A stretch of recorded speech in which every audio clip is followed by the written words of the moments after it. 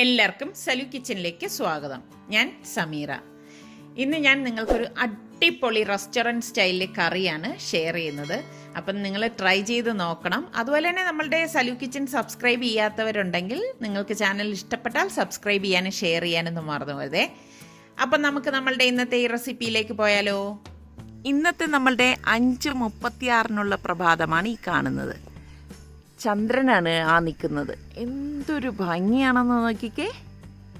ഇന്നലെ ഞാൻ പറഞ്ഞതുപോലെ ഇന്നും നേരം വെളുത്തിട്ടില്ല. അപ്പോൾ ഞാൻ എന്തായാലും ഇൻഷാല്ലാ 6 മണിയാകുമ്പോൾ വന്ന് നോക്കാം. ചന്ദ്രനെ കണ്ടോ? 5:57 ആയപ്പോൾ നമ്മളുടെ പ്രഭാതത്തിൻ്റെ ആ ഒരു മാറ്റം കണ്ടോ? നല്ല ഭംഗിയുണ്ട് കേട്ടോ കാണാനായിട്ട്.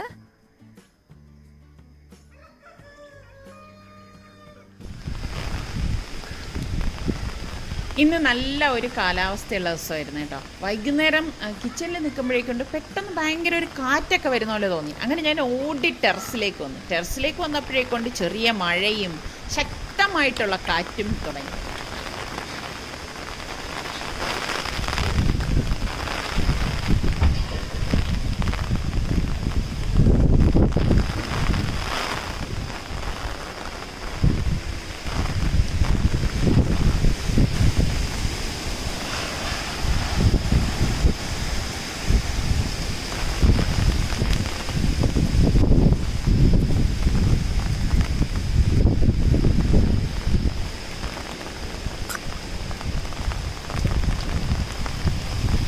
നിങ്ങളാരെങ്കിലും വിശ്വസിക്കുമോ? ഇവിടുത്തെ കാറ്റ് നോക്കിക്കേ.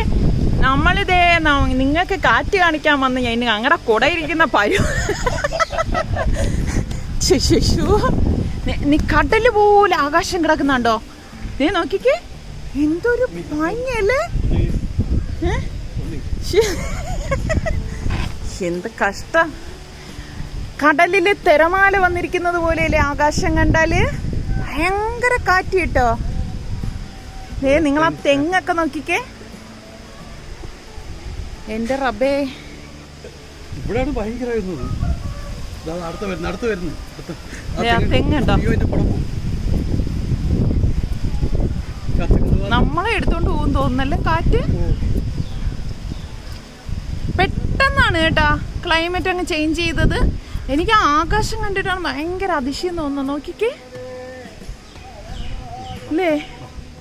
അപ്പം ഈ ഒരു കറി ഉണ്ടാക്കാൻ വേണ്ടി ഞാനിവിടെ 4 സവാള എടുത്തിട്ടുണ്ട്. അത്യാവശ്യം വലിപ്പമുള്ള 4 സവാളയാണ് എടുത്തിരിക്കുന്നത്. ഇത് നമുക്കൊന്ന് സ്ലൈസ് ചെയ്തെടുക്കാം.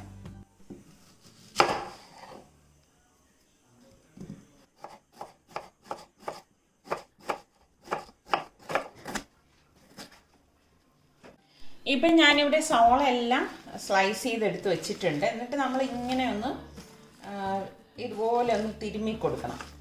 ഇങ്ങനെ തിരുമ്മി കൊടുക്കുമ്പോൾ എന്ന് വെച്ചാൽ ഈ സവാള എല്ലാം ഒറ്റ ഇതളായിട്ട് നമുക്ക് ഇളക്കിയെടുക്കാൻ പറ്റും. കണ്ടോ, നമ്മൾ ഈ അരിഞ്ഞു വെച്ചിരിക്കുന്നതൊക്കെ ഇങ്ങനെ സ്ലൈസ് ആയിട്ട് തന്നെ നമുക്ക് ഇളക്കിയെടുക്കാൻ പറ്റും. ഇങ്ങനെ എടുക്കുമ്പോഴേക്ക് നമുക്ക് പെട്ടെന്ന് വഴറ്റിയെടുക്കാൻ പറ്റും കേട്ടോ.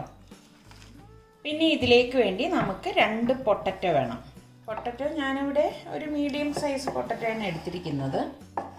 ഈ പൊട്ടറ്റോ ഞാൻ കുറച്ച് വലിപ്പമുള്ള കഷ്ണമായിട്ടാണ് കട്ട് ചെയ്തെടുക്കുന്നത് കേട്ടോ. ഇതുപോലെ ഞാനിവിടെ കുറച്ച് വെള്ളം തിളപ്പിക്കാൻ വെച്ചിട്ടുണ്ടായിരുന്നു. ഇതിലേക്ക് ഇനി പാകത്തിനുള്ള ഉപ്പിട്ട് കൊടുക്കാം.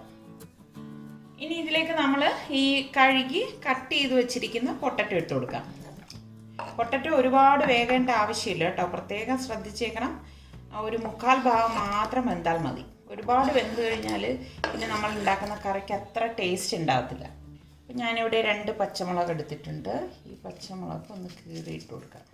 അപ്പോൾ ഇത് ഇവിടെ ഇരുന്ന് റെഡി ആവട്ടെ. നമുക്കിനി ഇത് കറി എങ്ങനെ ആക്കുന്നതെന്ന് നോക്കാം.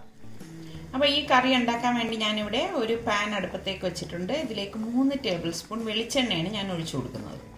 എണ്ണ ചൂടാകുമ്പോഴേക്ക് ഞാനിവിടെ 1 ടീസ്പൂൺ ഉലുവയിട്ട് പൊട്ടിച്ചു കൊടുക്കുകയാണ്. ഇതോടൊപ്പം തന്നെ ഞാനിവിടെ 3 ഏലക്ക, 4 ഗ്രാമ്പൂ, ചെറിയ 2 പീസ് പട്ട ഒന്ന് പൊടിച്ചത്, ഇത്രയും കൂടി ഇതിലേക്ക് ഇട്ട് കൊടുക്കാം.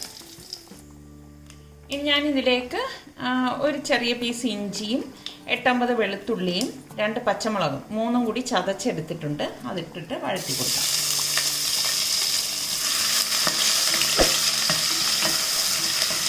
ജിഞ്ചർ ഗാർലിക് പേസ്റ്റ് ഉപയോഗിക്കുന്നതിൽ നിന്നും ഈ ഒരു കറിക്ക് നമ്മൾ ചതച്ച് തന്നെ ചേർക്കുന്നതാണ് നല്ലത് കേട്ടോ. ഇതിവിടെ മൂത്ത് വരുന്ന സമയത്ത് നമ്മൾ ഈ സ്ലൈസ് ചെയ്ത് വെച്ചിരിക്കുന്ന സവാള ഇതിലേക്ക് ഇട്ടിട്ട് വഴറ്റി കൊടുക്കാം.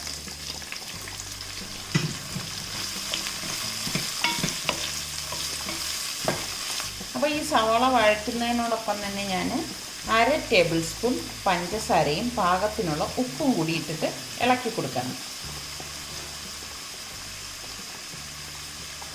പാകത്തിനുള്ള ഉപ്പ് ഞാനിവിടെ ഇട്ട് കൊടുത്തിട്ടുണ്ട്.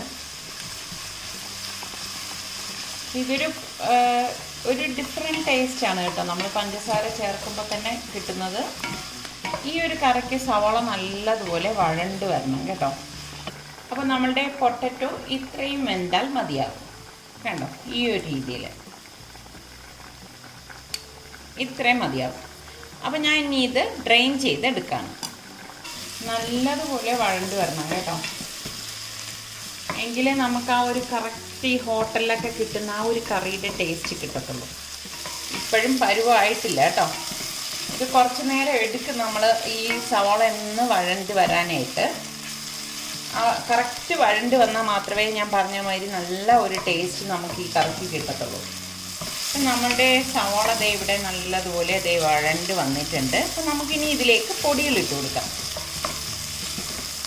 ഇതിലേക്ക് ഞാൻ 1.5 ടേബിൾ സ്പൂൺ കാശ്മീരി ചില്ലി പൗഡറും 1 ടേബിൾ സ്പൂൺ മല്ലിപ്പൊടിയും 1/2 ടേബിൾ സ്പൂൺ ഗരം മസാല പൊടിയും കൂടി ഇട്ട് ഇളക്കി കൊടുക്കാം. ഉപ്പ് നമ്മൾ ഓൾറെഡി ഇതിലേക്ക് ഇട്ടിട്ടുള്ളത് കൊണ്ട് ഉപ്പിടേണ്ട ആവശ്യമില്ല. നമ്മളിതിലേക്ക് ടൊമാറ്റോ ഒന്നും ചേർക്കത്തില്ല കേട്ടോ. ടൊമാറ്റോ ചേർത്ത് കഴിഞ്ഞാൽ ഇതിൻ്റെ ടേസ്റ്റ് തന്നെ മാറിപ്പോവും. ഈ ഒരു കറിക്ക് ടൊമാറ്റോ ചേർക്കേണ്ട ആവശ്യമില്ല കേട്ടോ. ഇതെല്ലാം ഇളക്കി യോജിപ്പിച്ച ശേഷം ഞാൻ ഇതിലേക്ക് 1/4 ടീസ്പൂൺ മഞ്ഞൾപ്പൊടി ഇട്ട് കൊടുക്കണം. 1/4 ടീസ്പൂൺ മതിയാകും. പൊടികൾ നല്ല മൂത്ത് വരണം കേട്ടോ. അപ്പോൾ നമ്മൾ ചേർത്ത പൊടികളുടെ ആ പച്ച മണം മാറിയിട്ടുണ്ട്. ഈ സമയത്ത് നമ്മൾ ഈ വേവിച്ച് വെച്ചിരിക്കുന്ന പൊട്ടറ്റോയിലേക്ക് ഇട്ട് കൊടുക്കാം. നന്നായിട്ടൊന്ന് വഴറ്റിയെടുക്കാം. ഇങ്ങനെ നമ്മൾ വഴറ്റി വേണം ഈ പൊട്ടറ്റോ ഇതിലേക്ക് കിടന്ന് വെന്ത് വരാനായിട്ട്. അതുകൊണ്ടാണ് ആദ്യം നമ്മൾ വേവിക്കുമ്പോൾ ഒരുപാട് വേവിക്കണ്ട എന്ന് ഞാൻ പറഞ്ഞത് കേട്ടോ. അങ്ങനെ ഒരുപാട് വെന്ത് കഴിഞ്ഞ് കഴിഞ്ഞാൽ നമ്മൾ ഇതിലേക്ക് ഇടുമ്പോൾ അതിൻ്റെ ടേസ്റ്റ് മാറിപ്പോകും. ഇത് നമ്മൾ ഈ വെന്ത പൊട്ടറ്റോ ഇതിലേക്ക് ഇടുമ്പോൾ തന്നെ പെട്ടെന്ന് റെഡിയായി കിട്ടും. അപ്പോൾ നമ്മൾ ഇതുവരെ ഇതിലേക്ക് കറിവേപ്പില ചേർത്തിട്ടില്ല. ഇനി നമുക്ക് ഇതിലേക്ക് ഒരു തണ്ട് കറിവേപ്പില ചേർത്ത് കൊടുക്കാം.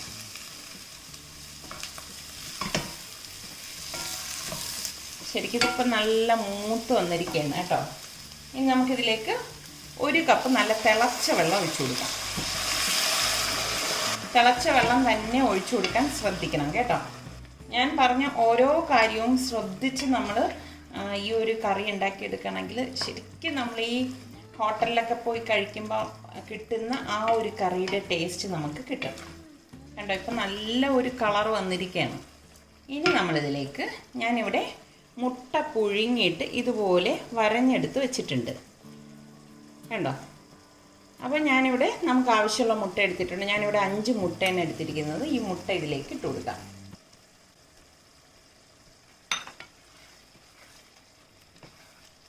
അപ്പം ഞാനിവിടെ 1 കപ്പോളം വെള്ളം ഒഴിച്ചു കൊടുത്തിട്ടുണ്ടായിരുന്നു.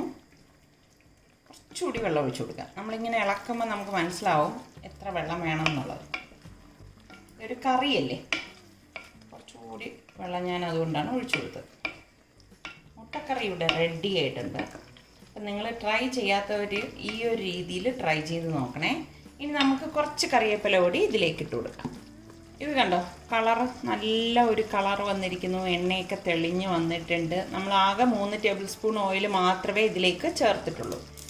1 തണ്ട് കറിവേപ്പില ഇതുപോലെ ഇട്ട് കൊടുക്കാം. നിങ്ങൾക്ക് മുട്ടക്കറി ഉണ്ടാക്കുമ്പോഴേക്കും തേങ്ങാപ്പാൽ ചേർത്തതാണോ അല്ലെങ്കിൽ ടൊമാറ്റോ ചേർത്തതാണോ അതല്ലെങ്കിൽ പ്ലെയിൻ കറിയാണോ എന്താണ് ഇഷ്ടമെന്നൊന്ന് പറയണേ.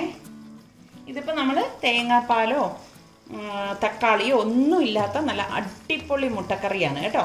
ഇത് നമുക്ക് ദോശയുടെ കൂടെയും അപ്പത്തിൻ്റെ കൂടെ, ഇടിയപ്പം, പുട്ട്, പൊറോട്ട, ചപ്പാത്തി ഇതിൻ്റെ കൂടെയൊക്കെ കഴിക്കാൻ പറ്റിയ അടിപൊളി കറിയാണ്. അപ്പോൾ ഇന്നത്തെ ഈ ഒരു മുട്ടക്കറി നിങ്ങൾക്ക് ഇഷ്ടമായെന്ന് വിശ്വസിക്കുന്നു. അടുത്തിനി നമുക്ക് നല്ല റെസിപ്പിയുമായി വരുന്നത് വരെ എല്ലാവർക്കും ബൈ. ഞാൻ ഇതിൻ്റെ കൂടെ ദോശയാണ് തയ്യാറാക്കുന്നത്.